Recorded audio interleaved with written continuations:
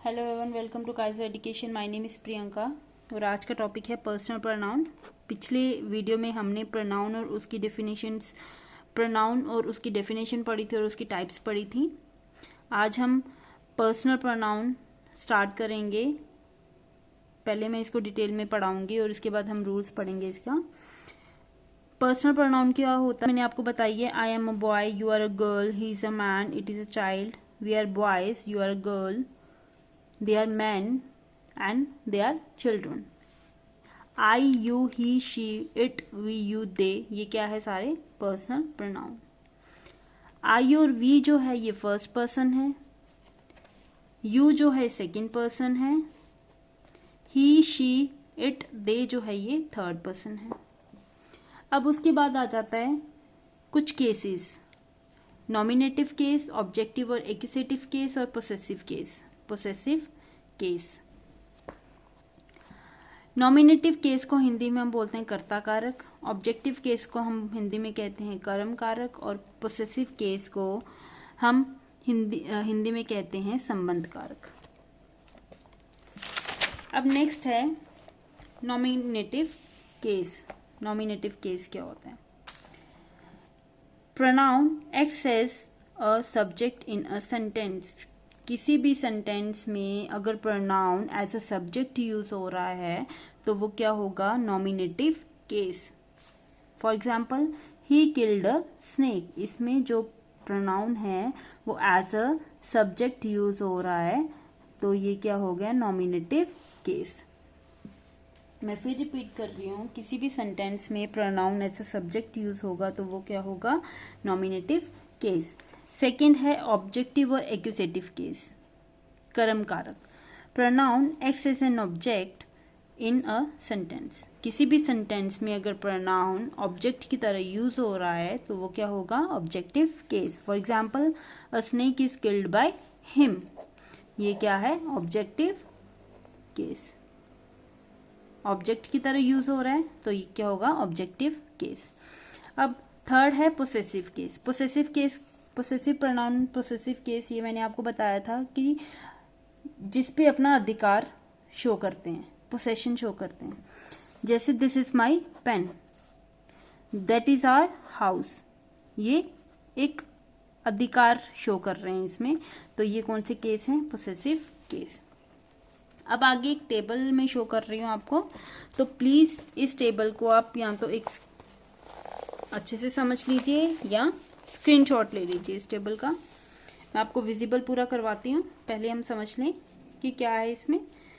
Persons, nominative, objective, possessive, reflexive. Reflexive pronoun जो मैंने बताया था कि सेल्फ, जिस भी वर्ड के साथ सेल्फ लगा हो वो होता है रिफ्लेक्सिव प्रोनाउन। पर्सन्स हमारे पास 3 टाइप्स के होते हैं, first person, second person and third person. Nominative case में सिंगुलर और प्लूरल मैंने बताया है इसमें। Singular I, you, he, she, it.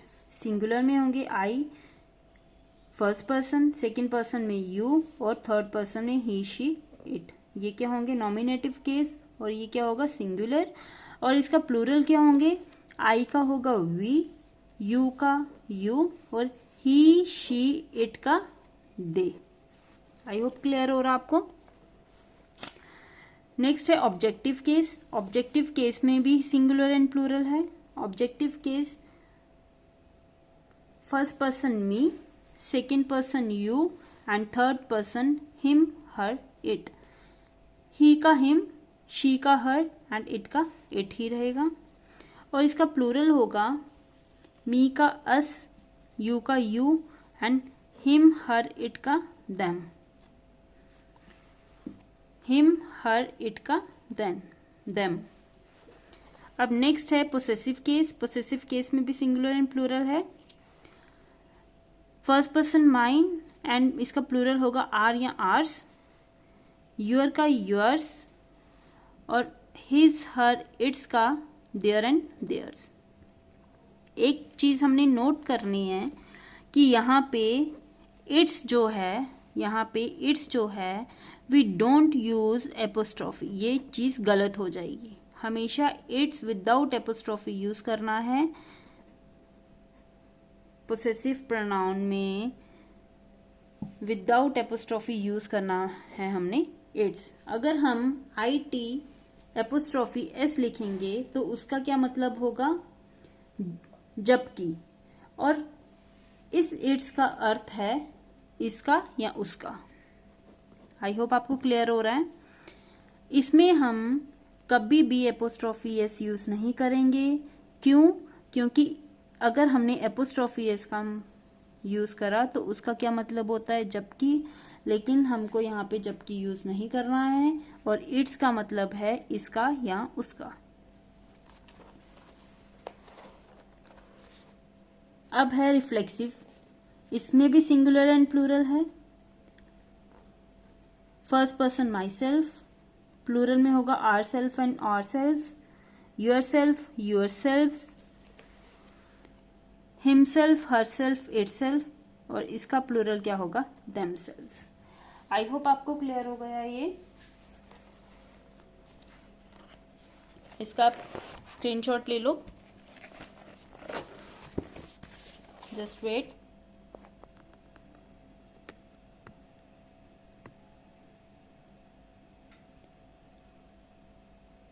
I hope आपको ये टेबल क्लियर हो गया है। अब चलो नेक्स्ट देखते हैं, नेक्स्ट टॉपिक क्या है हमारा। अब यहाँ पे आपकी नॉलेज के लिए मैंने बताया singular plural. First person singular है, सिंगुलर में होता है first person I, my, mine and me, जो भी पढ़ा आपने, और प्लूरल में होगा we, our, ours, us. First person singular I, my, mine and me, plural we, our, ours, us.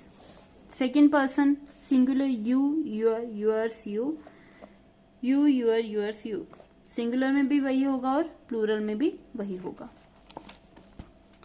Third person singular होगा he, she, it, his, her, hers, its, him, her, it, ये। और इसका plural होगा they, their, theirs, them. He, she, it का they, his, her का their, hers, its का theirs, him, her, it का them. अब रूल्स देख लेते हैं हम, पर्सनल प्रोनाउन के रूल्स।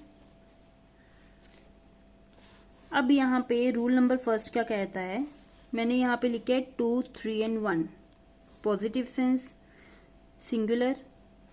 अब 2 क्या डिनोट करता है, 2 is used for second person, 3 is used for third person, and 1 is used for first person. 2, 3, 1. 2 is used for second person, 3 is used for third person, and 1 is used for first person. वैसे ही यहाँ पे 1, 2, 3, 1 is used for first person, second is used for second person, third is used for third person. Same in case of 1, 2, 3, same. 1 is used for first person, second is used for second person, 3 is used for third person.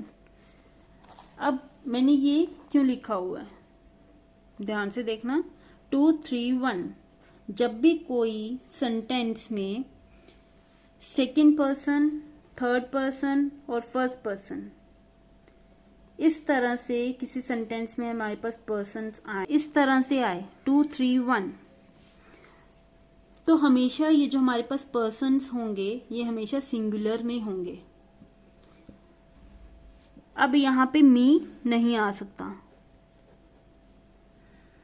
You, he and I are partners.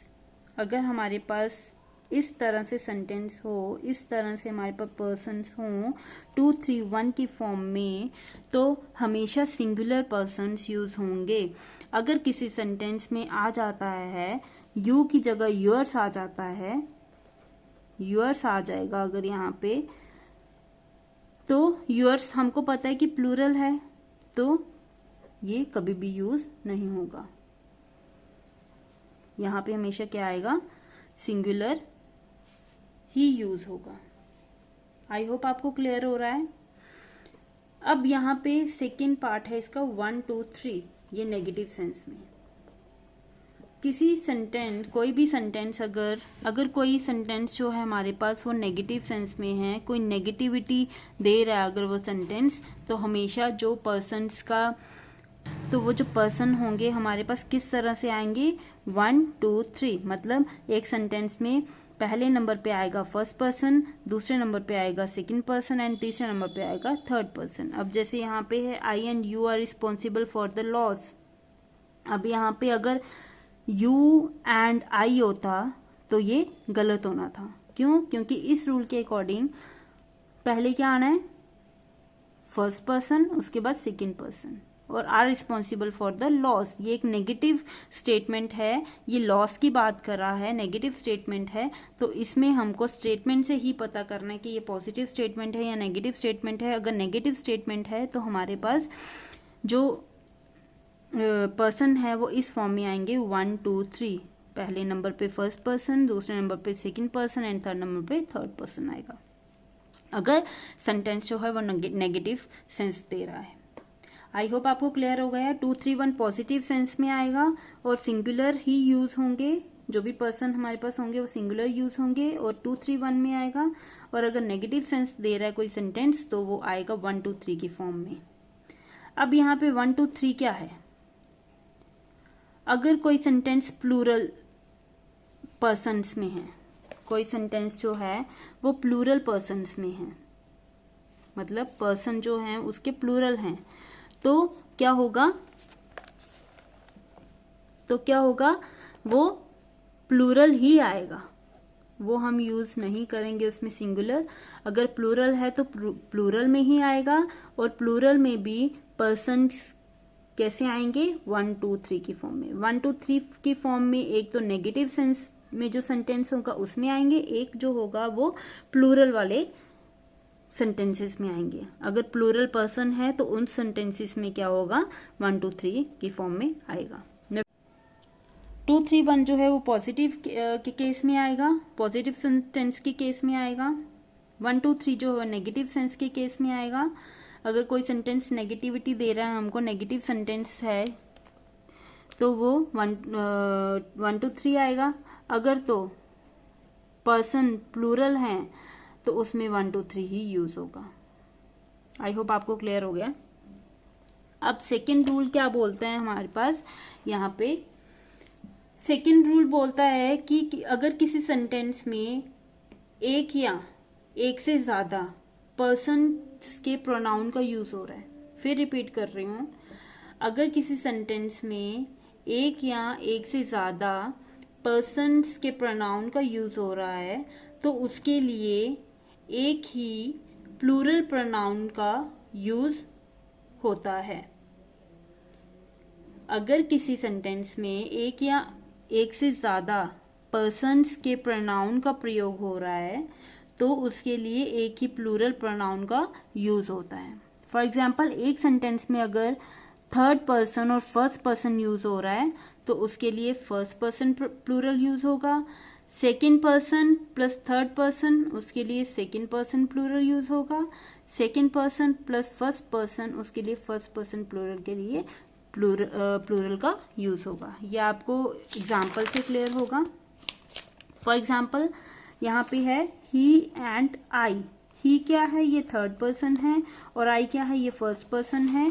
अब ही and आई, मैंने बताया था आपको, ही and आई, ही जो है वो third person है और आई जो है फर्स्ट पर्सन है। Third person plus first person क्या आएगा वहां पे, फर्स्ट पर्सन प्लूरल। अब फर्स्ट पर्सन प्लूरल क्या था,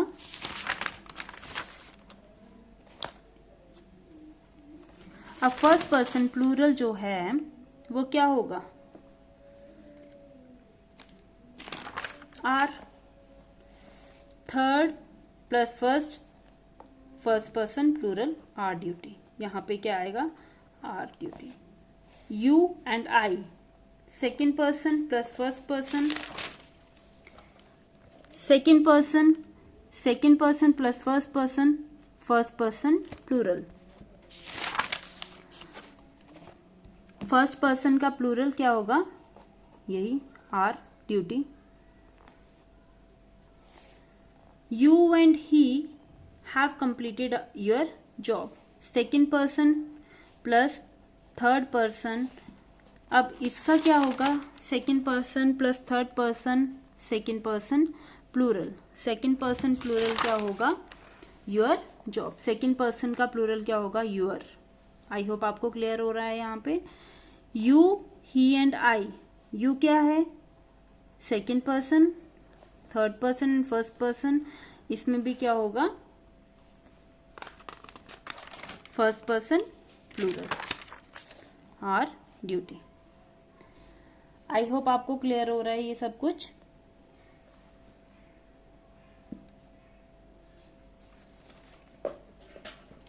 अब रूल नंबर 3 क्या कहता है, रूल नंबर 3 कहता है collective noun such as jury, staff, mob, crowd, committee, council, union, audience etcetera when represent collection और team work then they are treated as singular. जब ये जो है, ये जो कलेक्टिव नाउन आपके सामने मैंने दिए हुए हैं, अगर ये इनका जो पॉइंट ऑफ व्यू है वो सेम है, वो डिफरेंट नहीं है, इनका अगर पॉइंट ऑफ व्यू सेम है, अगर डिफरेंट नहीं है, तो हमेशा वो एज अ सिंगुलर यूज होंगे। For example, the jury has given its decision. The jury has given its decision. तो जूरी जो है वो कलेक्टिव नाउन है, इनका जो है पॉइंट ऑफ व्यू सेम है, टीम वर्क के साथ काम कर रहे हैं, डिवीजन नहीं है, इनका पॉइंट ऑफ व्यू अलग नहीं है, किसी भी मेंबर का पॉइंट ऑफ व्यू अलग नहीं है इसमें, तो इसमें क्या होगा, सिंगुलर, एज अ सिंगुलर ये यूज होगा, इसमें इट्स लगेगा। The fleet will reach its destination in a month, वैसे यहाँ पे इट्स लगेगा। The crew revolted and murder it's captain, वैसे यहाँ पे इट्स लगेगा, जिसमें क्या होगा, टीम वर्क के साथ अगर कोई काम होगा या उसमें पॉइंट ऑफ व्यू सबका सेम होगा, हर एक मेंबर का सेम होगा, तो उसमें एज अ सिंगुलर ही यूज करेंगे हम। अब है when these collective noun represent individuality और डिवीजन, इंडिविजुअलिटी और division of members, then they are treated as plural. जब इनमें से ये जो मैंने आपको जूरी कलेक्टिव नाउन्स दिए हुए हैं, इनमें से अगर किसी भी एक, जैसे जूरी है, जूरी 5, जैसे इस जूरी में 5 मेंबर्स हैं, अगर 5 मेंबर में से एक मेंबर का भी अगर पॉइंट ऑफ व्यू अलग आ जाता है, तो उसको हम एज अ प्लूरल यूज करेंगे। मतलब डिवीजन यूज हो रही है इसमें, या इनका पॉइंट ऑफ व्यू अलग आ जाता है, किसी भी मेंबर का पॉइंट ऑफ व्यू अलग आ जाता है, तो उसको एज अ प्लूरल हम यूज करेंगे। For example, the jury members have given their opinions. इसमें क्या है, हैव गिवन देयर ओपिनियंस, मतलब उन्होंने अपने ओपिनियंस दिए, और हर एक जूरी का क्या है, हर एक मेंबर का ओपिनियन क्या होगा, वो अलग होगा, डिफरेंट होगा। The staff member handed over the report to the MD, मतलब जो स्टाफ मेंबर्स हैं उन हर एक मेंबर ने अपनी रिपोर्ट दी है एमडी को, मतलब उनका पॉइंट ऑफ व्यू जो है वो सेम नहीं होगा, तो उनका क्या होगा, वो एज अ प्लूरल यूज होंगे। तो यहाँ पे इसीलिए यहाँ पे लिखा है देयर। अब इसके बाद है नेक्स्ट रूल है 4। रूल 4 क्या बोलता है, subject plus is, am, are, ये हेल्पिंग वर्ब्स हैं, helping verbs plus subjective case. अब सब्जेक्टिव केस मैंने आपको बताया था क्या होता है, सब्जेक्टिव केस क्या होता है, I, we, you, he, she, it, they, ये क्या है, सब्जेक्टिव केस हैं। प्लस हु, विच, दैट, ये रिलेटिव प्रोनाउन है। किसी भी सेंटेंस में अगर इस तरह से आ जाता है, subject plus helping verb plus subjective case plus who, which, अगर रिलेटिव प्रोनाउन आता है, अगर हेल्पिंग वर्ब आता है, सब्जेक्टिव आता है, तो उस केस में हम सब्जेक्टिव केस यूज करेंगे, ना कि ऑब्जेक्टिव केस यूज करेंगे। ये आपको रूल्स याद रखने पड़ेंगे, कॉम्पिटिटिव एग्जाम्स के लिए बहुत इंपॉर्टेंट रूल्स हैं ये। किसी भी सेंटेंस में अगर subject plus helping verb plus subjective case plus who, which, that ये रिलेटिव प्रोनाउन होते हैं, अगर ऐसा आ जाता है तो उसमें हम यहाँ पे सब्जेक्टिव यूज करेंगे, ना कि objective case. For example it is me, me जो है ये क्या है, ऑब्जेक्टिव केस है। मैंने आपको एग्जाम्पल दिया, it is me who am ready to take all the responsibilities for this word. इसमें इट जो है वो क्या है, सब्जेक्ट, सब्जेक्ट इस जो है हेल्पिंग वर्ब है। अब ये जो है ये क्या है, ये जो ऑब्जेक्टिव केस है। अब इसकी जगह ये ऑब्जेक्टिव केस नहीं आएगा, ये यहाँ पे क्या आएगा, I. It is I. Who जो है वो रिलेटिव प्रोनाउन है। वैसे ही मैंने आपको रूल ही यही बताया आपको, अगर किसी सेंटेंस में subject plus helping verb plus subjective case आएगा यहाँ पे, ना कि ऑब्जेक्टिव केस आएगा। Subjective case plus relative pronoun, अगर इस तरह से कोई सेंटेंस में आए तो वहाँ पे आंख बंद करके आपने क्या करना है, सब्जेक्टिव केस लिख देना है। आई होप आपको क्लियर होगा ये रूल। और रूल नंबर 5 है such as plus subjective case. अगर किसी सेंटेंस में सच एज आता है तो उसके साथ सब्जेक्टिव केस यूज होगा, ना कि ऑब्जेक्टिव केस यूज होगा। For example I have no liking for such a man as him. Him जो है वो ऑब्जेक्टिव केस है, बट यहाँ ऑब्जेक्टिव केस नहीं आएगा, यहाँ पे क्या आएगा, सब्जेक्टिव केस। सच एज आया, such a man as, such as आया तो यहाँ पे क्या आएगा, सब्जेक्टिव केस आएगा, ना कि ऑब्जेक्टिव केस आएगा। आई होप आपको क्लियर हो गया है ये रूल। हमारे पास अब 6th रूल है इसका, let preposition but except like unlike.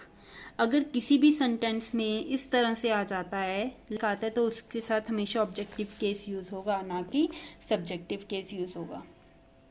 ये आपको रूल याद करने पड़ेंगे। For example let me look at the photos. अब यहाँ पे लेट आया तो इसके साथ क्या आएगा, objective case.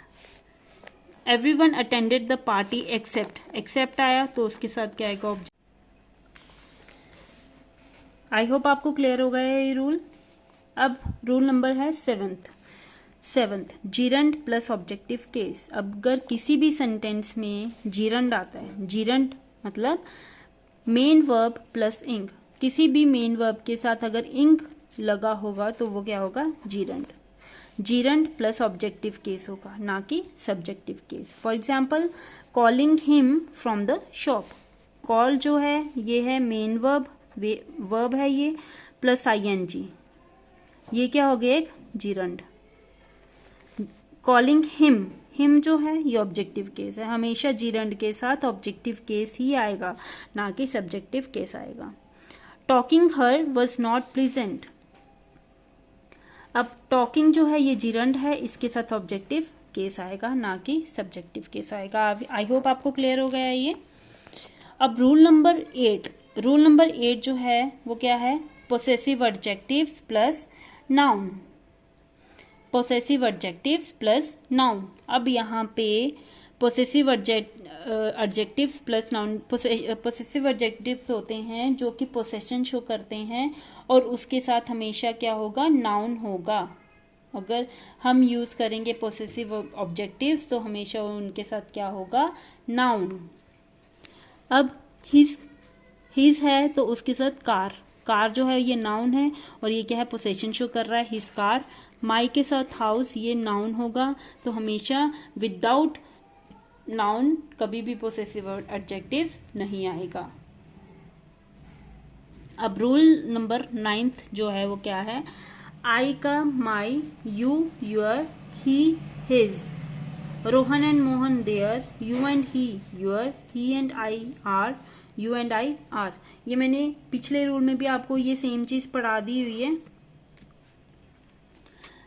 2nd plus 3rd इस तरह से जो मैंने आपको पढ़ाया था वही है ये।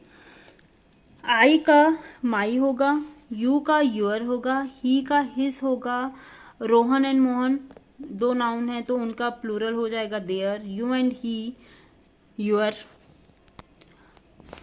ही and I are, you and I are.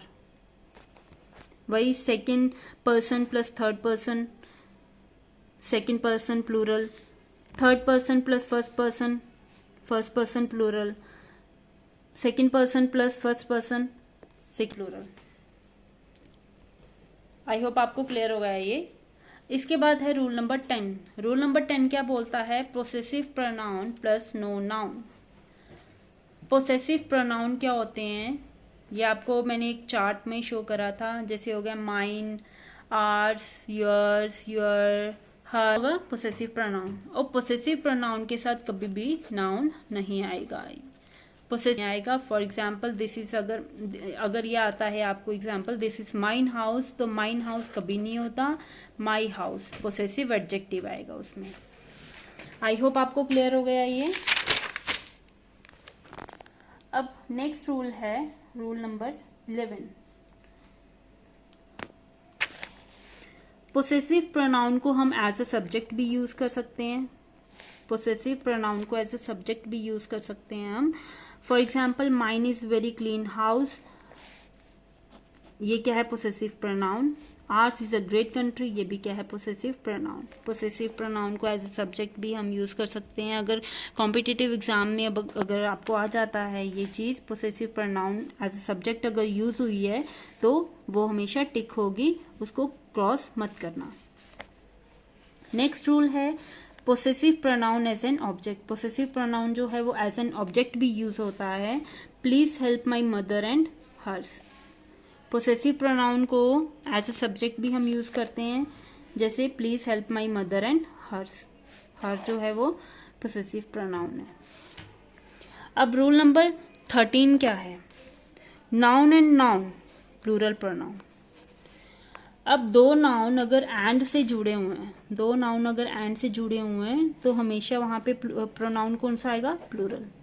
For example Ram जो है ये भी नाउन है, मोहन जो है ये भी नाउन है, ये एंड से जुड़ा हुआ है तो हमेशा यहाँ पे क्या आएगा? Plural pronoun there. सुरेश क्या है? Noun. His family members noun, तो प्रोनाउन क्या आएगा? प्लूरल।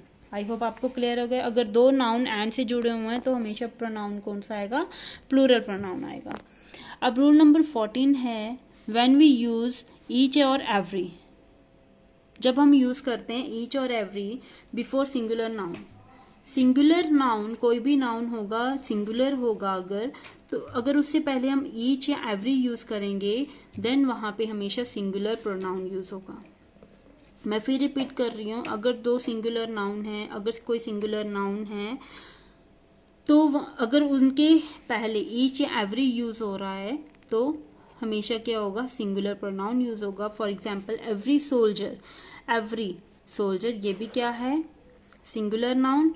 और एवरी सेलर ये भी क्या है? Singular noun. इनके पहले क्या एवरी यूज हो रहा है तो हमेशा यहाँ पे सिंगुलर प्रोनाउन यूज होगा, हिज प्लीज, ये सिंगुलर प्रोनाउन यूज होगा।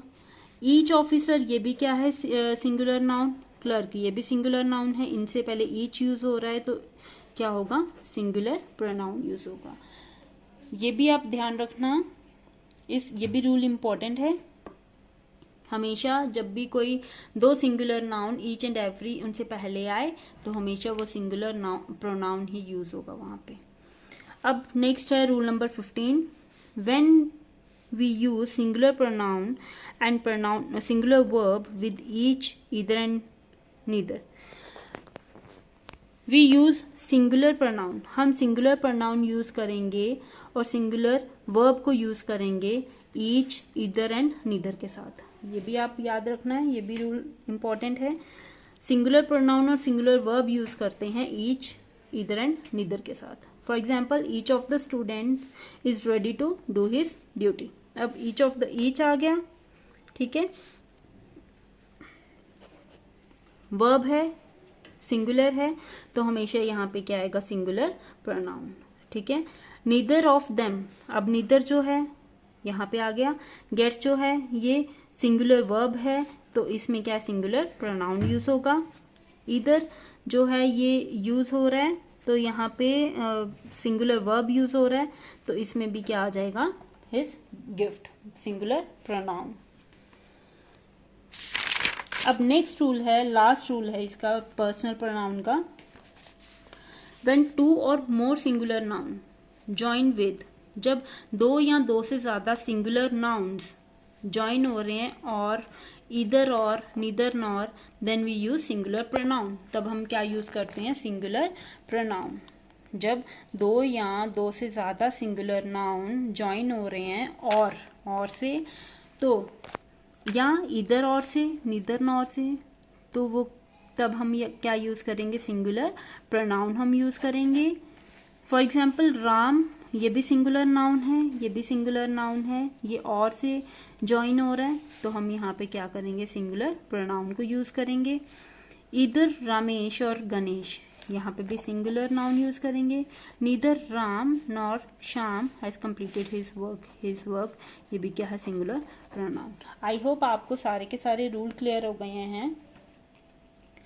तो ये जो रूल्स हैं ये कॉम्पिटिटिव एग्जाम्स के लिए बहुत इंपॉर्टेंट रूल्स हैं, तो इनको ध्यान से समझिएगा।